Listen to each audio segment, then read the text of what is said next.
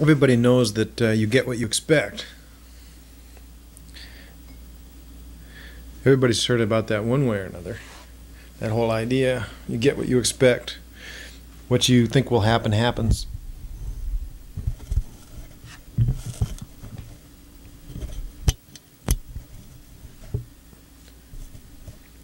And all that good spiritual psychological talk.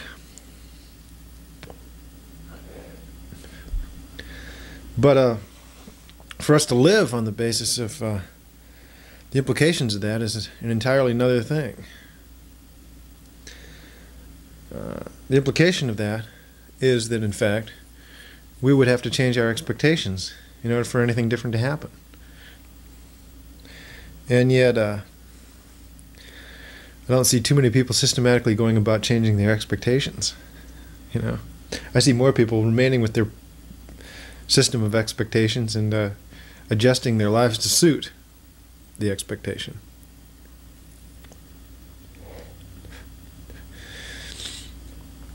I want to say in this tape what I expect.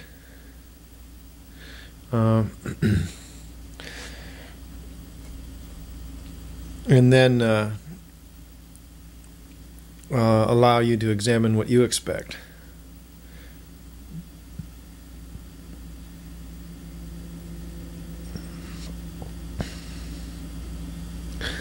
I expect that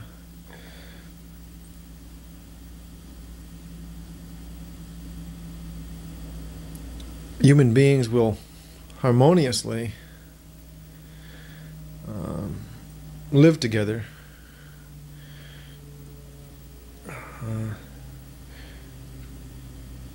for a lifetime in larger groups than the married couple.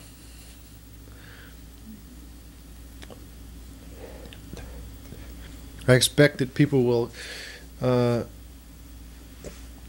work out and resolve all the psychological barriers to making an absolutely unqualified and unstinting commitment to a number of other people, and that those people will live with me. And spend the rest of their lives realizing something absolutely pleasurable and extraordinary in terms of a life of pleasure and commitment.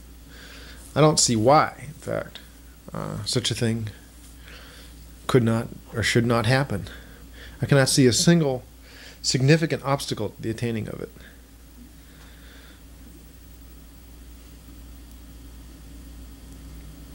I expect that we will abandon all our petty disease and negative expectations and so forth, and come together into a harmonious community of individuals who see the many points of living together as one family, one extended family or marriage, if you will.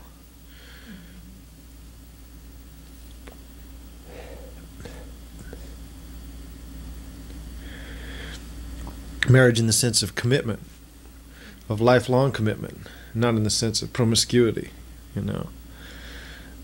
or sex,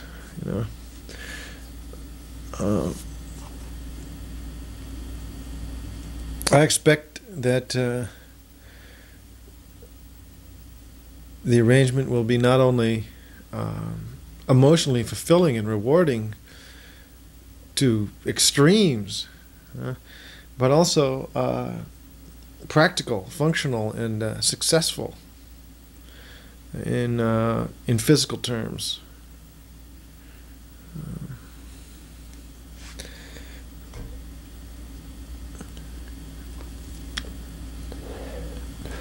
I expect that you can have 25 intense and living relationships that are better than your average marriage, and that are better than anything you may have ever experienced in terms of any intimacy of any kind, be it familial or marital or romantic or just friends. I expect all these things to happen. But I read this interesting thing today, which said, which was dealing with faith, or, if you will, expectation. And it said, faithlessness is an attack on life which seems to be justified by its results. And I want to talk about that.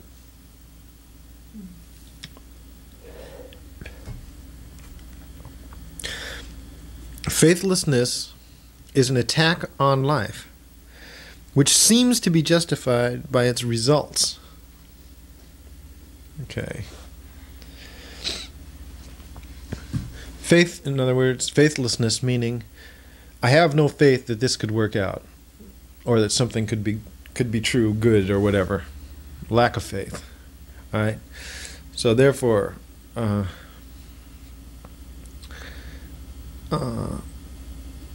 faithlessness is an attack. Means faithlessness is a judgment or a kind of an expectation, which is a self-fulfilling thing.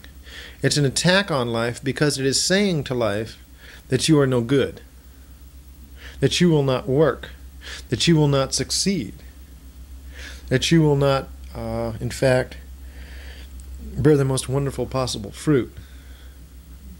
That's why this saying says faithlessness is an attack rather than simply a condition of mind.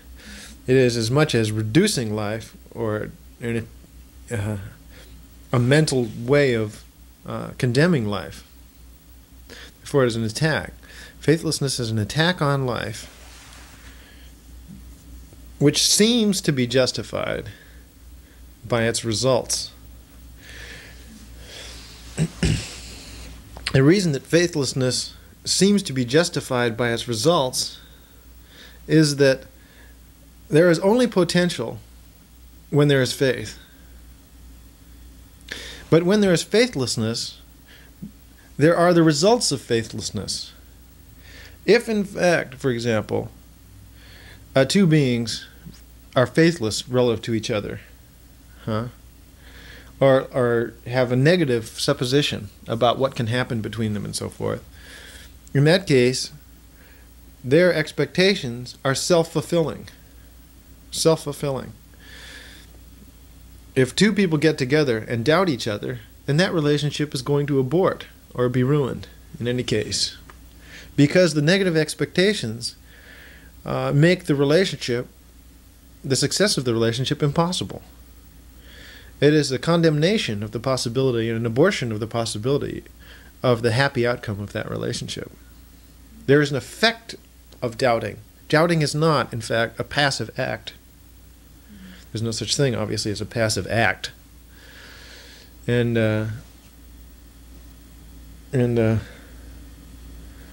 faithlessness is one of those passive acts there is no such thing as. You, in fact, in your faithlessness, create the outcome. And you believe that the outcome of your past experience, which has always reflected whatever degree of faithlessness you have brought to it, that outcome justifies faithlessness. All right? We prefer to see it as that our experience in the past is what has caused us to be faithless. And in fact, what has happened is our experience has been caused by our faithlessness. If we are to have any different experience, we are going to have faith, faithfulness, and not faithlessness. This faithlessness is causing these experiences. What you believe is going to happen, what you assume and project is going to happen, happens. Without any doubt whatsoever. You get what you expect. And therefore, it is of no use to continue to live and expect the same thing. Because it will only create the same thing, and the same thing is not eminently desirable in reality. The same thing is the failure of relationships to bear real fruit, the failure of intimacy to be possible, the failure of individuals to love, either singly or in community, as a family. Faithlessness is an attack on life which seems to be justified by its results, but is not. Nothing can be justified by its own results. For example, if I said about destroying this microphone, and then I justify my lack of faith in microphones by the fact that this microphone no longer works, then I have done exactly the same thing as what we're talking about. We have poisoned and spoiled the potential of human relationships and human life by believing negatively about it, which is the same as destroying it. And therefore, we have had experiences of what we have destroyed. And we say that because those things have been destroyed, and we do not believe it is by us, but it is, that because those things have been destroyed, we should not, in fact, put our faith in them. That justifies it. Our past experience justifies, but our past experience has been the creation of our faithlessness. Therefore, we need to change our expectations dramatically in order for life to be what it can be.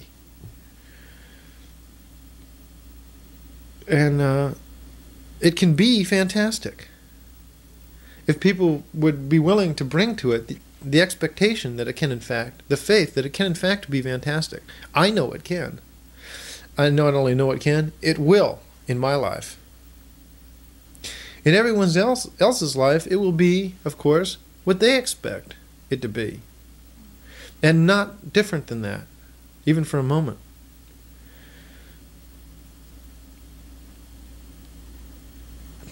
But if we are to have a group experience of wonderfulness, then we are going to have to have a group faithfulness.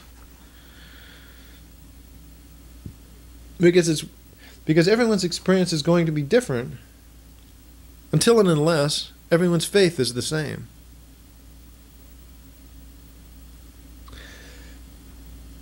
My experience is that life is good to me, looks after me, takes care of my everything. And I don't have a problem with the idea that everyone else could have the same experience. I believe in the possibility of a community in which everyone could prosper doing exactly what they feel they should do. And live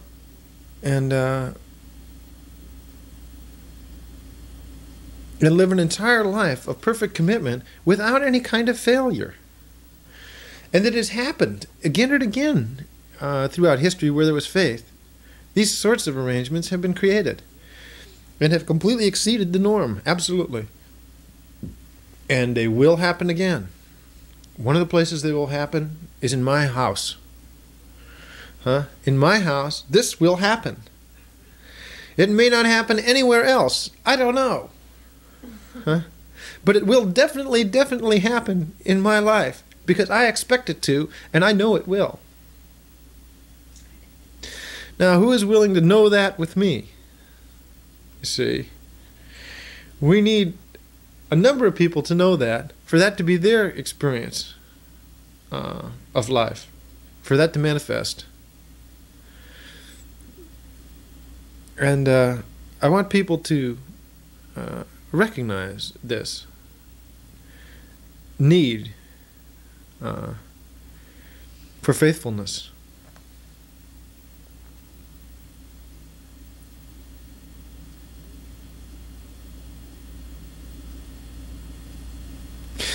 There is a tremendous magic about every assumption that people make.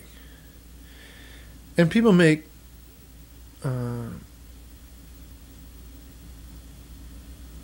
various assumptions about each other and about what can come true in various relationships, and thereby limit those relationships. It does not do for the people who are my friends not to have faith in each other. That does not do. It's not adequate for people to believe that they have faith in me and not simply have faith in each other as well. There has to be a great faith. Everyone depends on the faith of the others. And your experience of each other depends absolutely on your faith in each other. Your experience of truth, God, and life as a whole, the universe, depends entirely on your faith in it. What you expect. You must learn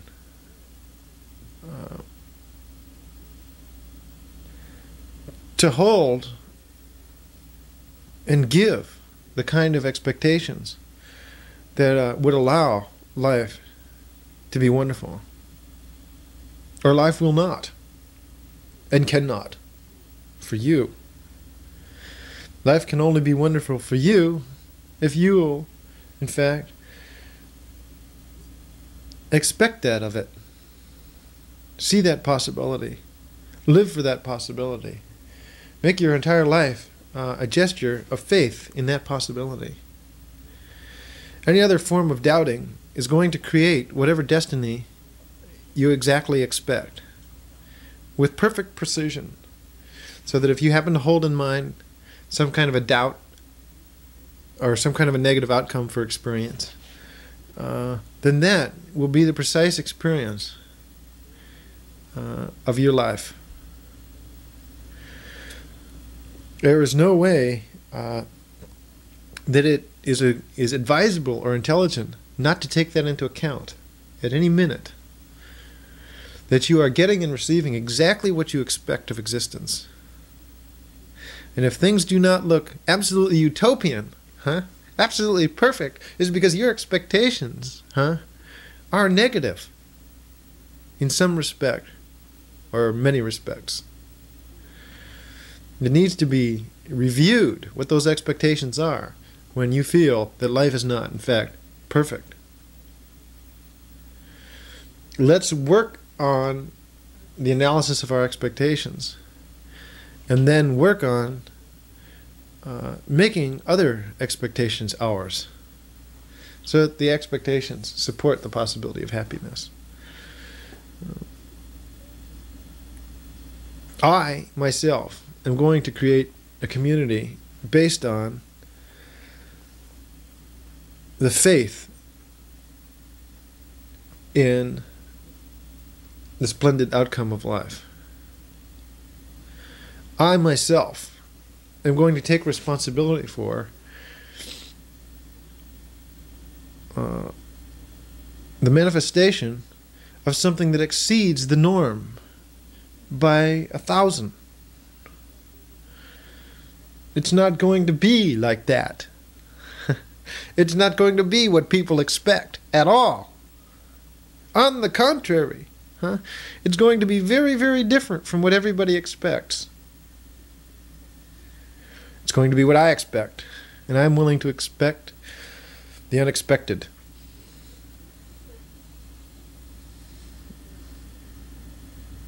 The unexpected is that what? That human beings can live in perfect harmony together. Can live a life that is full, that is vital, that is exceptional, that is mighty, that is prosperous, that is bold, that is intense, and that is moral, all at once. And all of that is going to come together.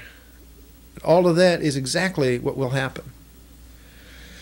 And I am extending an invitation to anyone who sees that possibility to live this life with me. And we will make it happen, no doubt about it, through our expectation and through our channeling of the energies in the direction of our expectation, rather than the channeling of our energies in the direction of our what? Of our fear. Yes. When you channel the direction of your energies in When you channel your energies in the direction of your fear, that means your life is built upon protecting yourself from certain negative contingencies.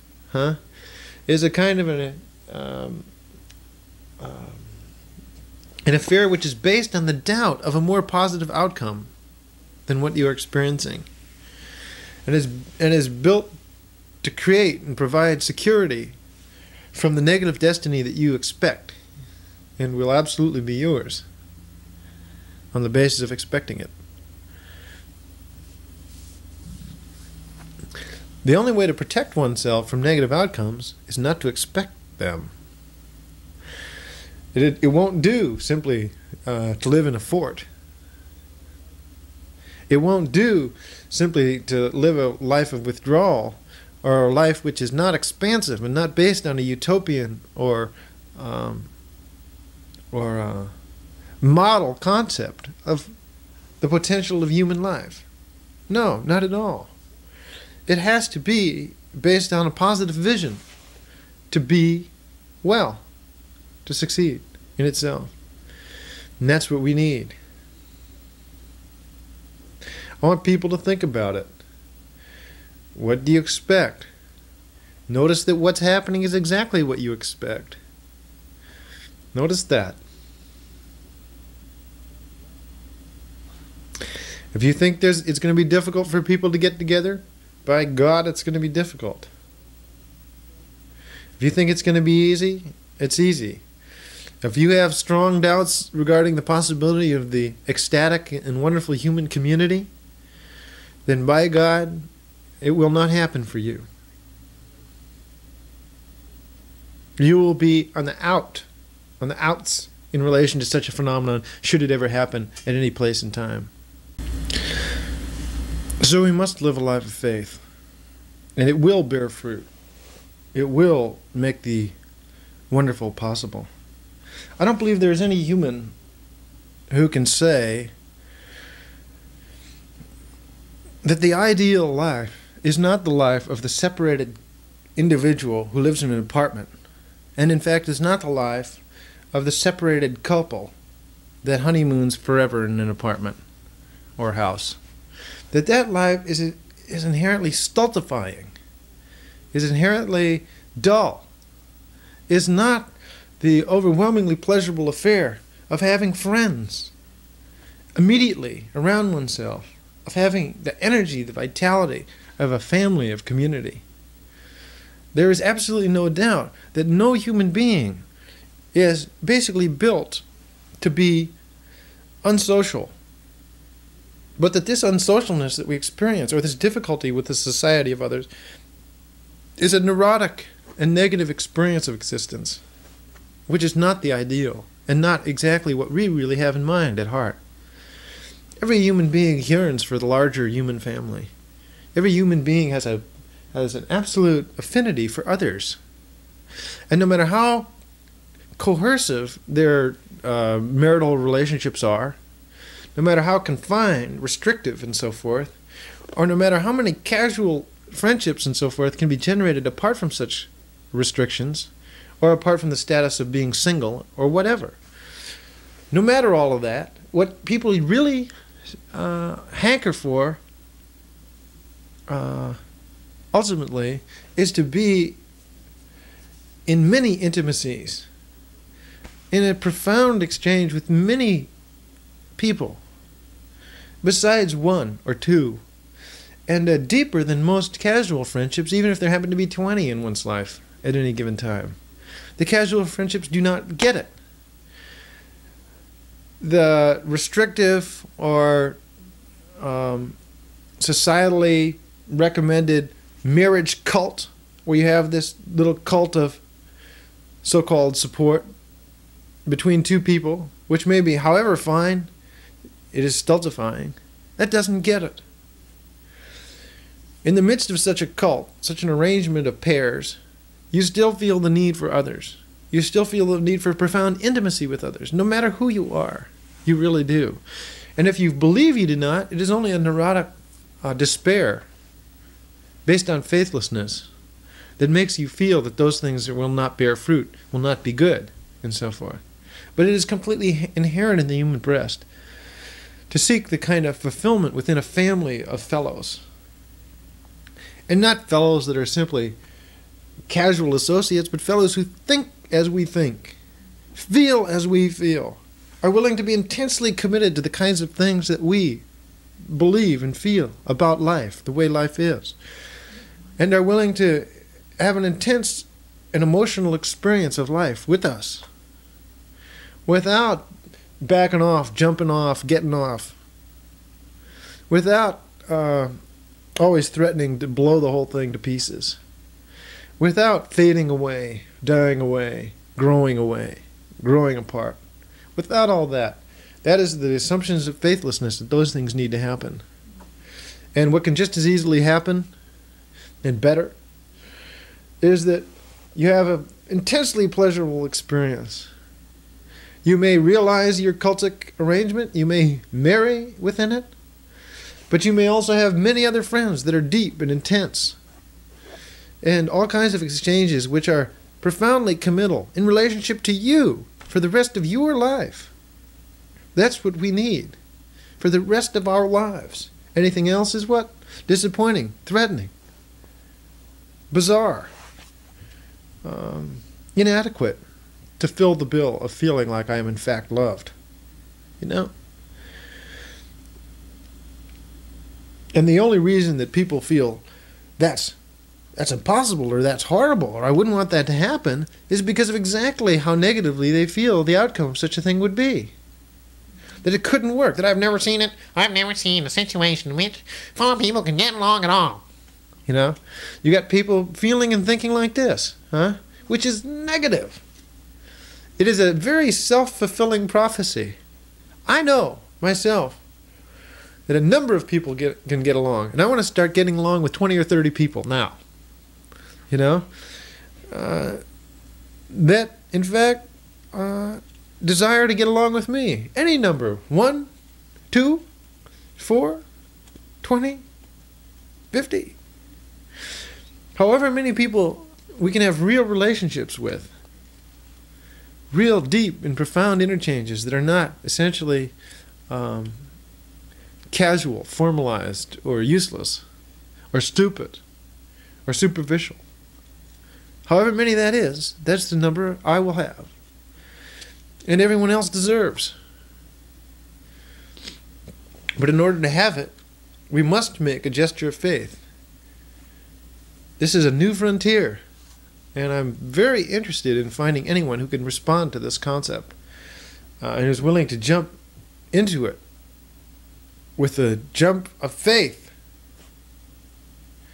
and do the incredible work of transcending the limitations of this psychologically distraught world, and do the incredible work of exceeding the expectations of mankind as a whole, and entering into an arrangement which is profoundly and really liberating, and which is the only socially, emotionally, spiritually, and financially viable alternative for the future. The only. Everything else is inherently doomed, inherently fraught with the most incredible pitfalls and travail. And it's high time that people realized it. That if somebody thinks they're protecting themselves, either emotionally, spiritually, physically, financially, by trying to operate as a separate unit with great skepticism and doubt as to whether anything better can happen, that is not going to work. That is dangerous. And that is not going to prevail in the future. Everyone sees it coming. And I think it would be a real good idea if people realized that emotionally it can work. I expect people to be able to get along famously and with tremendous love and energy and enthusiasm as a group. I know this is happening. This is the way it is. The more people that you have contributing energy in your life, the happier, more freed being you will become through all of that interchange. It will liberate. Spiritually, it is absolutely of the essence to contribute one's life into a larger sphere. Commitment, love, caring, nurturance of more people than just oneself, more than just one's own hovel, more than just one's own blood family, more than just one's own spouse or dog. You know, spiritually, the expansion of consciousness into the lives of more beings is absolutely mandatory. Mandatory. And everyone knows it. And everyone knows that service, the life of service, commitment, is the key in spiritual traditions since the beginning of time.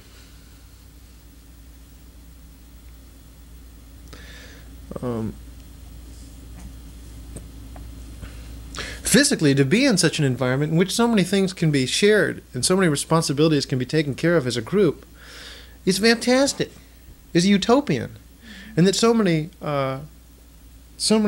services and experiences can be provided in one's immediate presence is wonderful physically. That one's needs can be taken care of in a larger sense. That one's destiny does not ride on every single paycheck, or getting fired or hired as an individual. That is essential, and more so in the future. Financially, economically, the strength of a group is going to be the absolute wave and necessity of the future. And whoever gets on it now and recognizes it now is going to be a hell of a lot better off than someone who doesn't recognize it and doesn't learn how to get along with it until too late. There's absolutely no doubt about the fact that the economic future is insecure, and the trends are not entirely favorable by all accounts.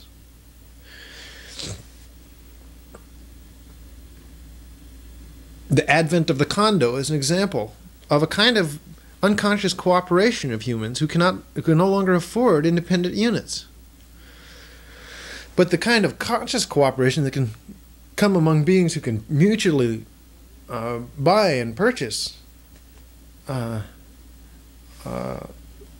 own sustenance and shelter and food and so forth, that is a tremendous advantage financially. In the past, all groups that have loved together and truly cooperated with one another and so forth have thrived. History is full of examples of groups that have absolutely thrived and prospered and beat all. And that's exactly what happens when people cooperate. It's unstoppable financially. The power of the mind and resources of a group of individuals in agreement is awesome. And it beats all. And it could make it possible for individuals to survive in times when other people were finding that very, very difficult. And even perhaps prosper.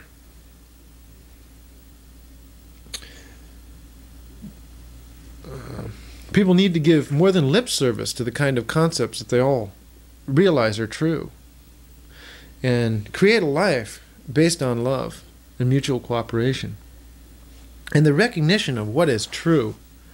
Not somebody's bullshit philosophy, not, another hokey religious zealot deal, but there is truth, and that truth needs to be acknowledged and lived in community and realized on all levels: emotional, spiritual, physical, financial. All of that needs to be integrated into one life, and that life needs to be yours if you are going to be, in fact, in the right place at the right time.